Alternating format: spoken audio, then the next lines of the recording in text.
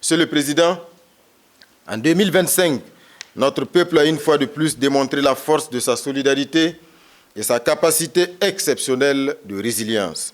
Malgré les difficultés, des Burkinabés ont accompagné et encouragé leurs frères et sœurs déplacés internes afin de satisfaire leurs besoins essentiels dans la dignité. Ainsi, plus de 22 000 tonnes de vivres et plus de 290 tonnes de médicaments ont été acheminés dans les zones à défi sécuritaire.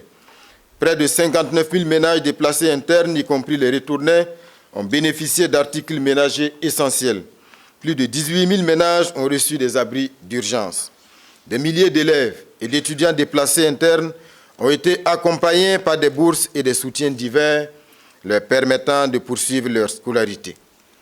Dans la dynamique d'encourager le retour des populations dans les localités d'origine, désormais libérées et sécurisées, le gouvernement a renforcé les actions de relèvement et de soutien à la réinstallation.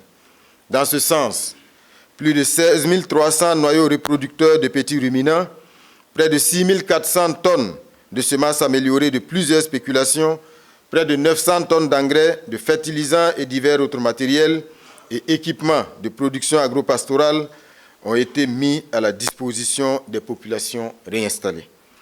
Au 31 décembre 2025, les efforts conjugués des différentes parties prenantes ont permis le retour et la réinstallation de 1 160 935 personnes réparties dans 871 localités d'origine.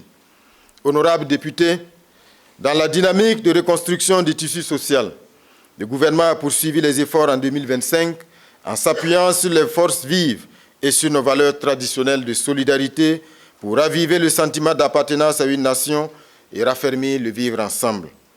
Afin d'encourager et de mieux contrôler les pratiques et les discours religieux, le gouvernement a cartographié les sites de pèlerinage et engagé le processus d'adoption de la loi sur les libertés religieuses. L'adoption récente de la loi portant statut de la chefferie traditionnelle et coutumière ouvre la voie à la mise en place de mécanismes endogènes de gestion des conflits. Du reste, l'adoption par votre auguste Assemblée le 14 janvier dernier de la loi Faso Boukaoré vient entériner cette volonté de recourir à ces mécanismes traditionnels et coutumiers de règlement des différends qui bénéficient d'une grande confiance et d'une large adhésion de la population.